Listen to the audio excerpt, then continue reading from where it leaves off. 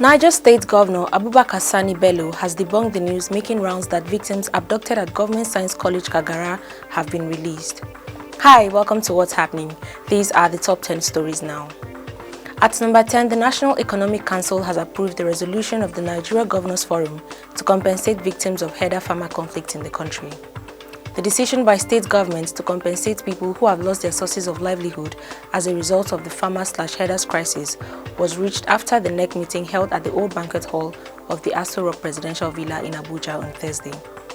The governor of Ogun State, Dapo Abiodun, disclosed the development to State House correspondents after the meeting.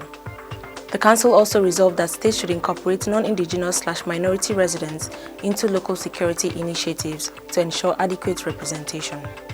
At number 9, a Second Republic lawmaker representing Kano, Junaid Mohammed, is dead.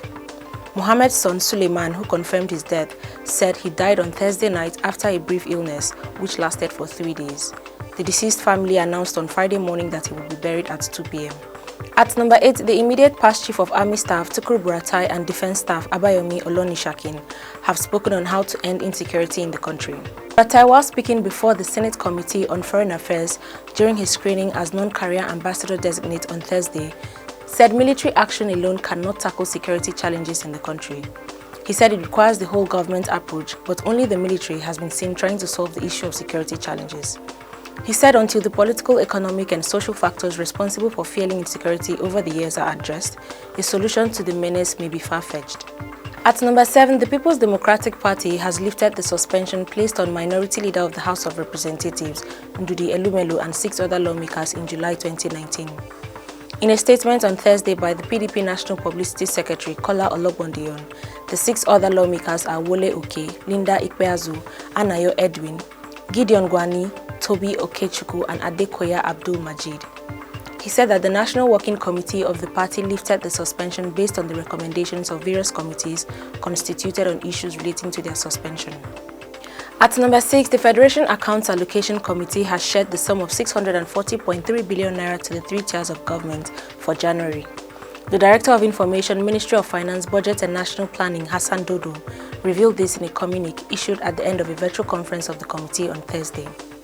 The committee noted that the federal government received 226.9 billion naira, states received 177.17 billion naira, while local government areas got 131.3 billion naira.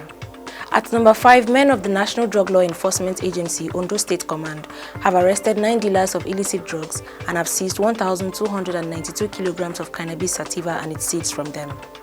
The seizure was disclosed in a statement on Friday by the State Commander of the Anti-Drug Agency, Haruna Gagara. The command said out of the figure, 710.5 kilograms of cannabis seeds was recovered from a forest in Ago-Ibo area of Ogbese, Akure North local government area of the state. Gagara said his men stormed the forest on Thursday, February 18, 2021, following intelligence report. At number 4, the new Commissioner of Police, Rivers State Command, Friday Eboka, has assumed office in Port Harcourt. The spokesman of the State Command, Nnamdi Omoni, made this known in a statement on Friday. Omoni said the new CP has officially taken over office from the former CP, Joseph Mokan, who was promoted to Assistant Commissioner of Police and has been redeployed to Kogi State to serve as AIG Zone 8 Lokoja. At number 3, on Friday, the former boss of the defunct pension reform tax team, Abdul Rashid Maina, told the Federal High Court Abuja that his leg might be amputated if he is not granted bail to receive adequate medical care. Maina said this to Justice Okon Abang through his counsel, Sani Katu, at the resumed trial. Katu said his client, who is facing charges of fraud and money laundering, was taken to the University of Abuja Teaching Hospital, Gwagwalada, because of his worsening health condition. He said the Kuje Correctional Center where Maina was kept did not have the facility to attend to his state of health, and that if not granted bail, his nail may be amputated. Justice Abang, however, scheduled February 25th to rule on the fresh bail application. At number 2, the governor of Bauchi State, Bala Muhammad, says Nigerians do not need the permission of any governor to reside anywhere in the country. He specifically made reference to the governor of Ondo State, Rotimi Akeredolu, saying citizens do not need his permission to live in the forest in the southwest state. Mohammed stated this on Friday while on Channels Television Sunrise Daily program. He said you do not need the permission of the governor of Bauchi or the governor of Ondo to be in the forest of Ondo if you choose to live in the forest, because under Section 41 of the Constitution, you are free to settle anywhere. Finally, at number 1, Niger State Governor Abubakar Sani Bello has debunked the news making rounds that victims abducted at Government Science College Kagara have been released. Armed men on Wednesday broke into the school and abducted staff and students. On Friday morning, reports emerged on social media that the victims had been set free. However, the state governor debunked the news at a press conference held at the Government House, Mina. He spoke after meeting with Sheikh Ahmed Gumi, who has been making efforts to rescue the victims. It was gathered that Gumi had stormed the forest to meet with a bandit leader identified as Dogo Gide and other armed men to negotiate the release of the victims. A source revealed that based on the discussions with the bandits, those in captivity will soon regain freedom. Gumi, who confirmed this when he addressed reporters, said he had a fruitful meeting with the bandits. Always remember to wear your mask, wash your hands and stay safe. That's all for today. See you next time on What's Happening.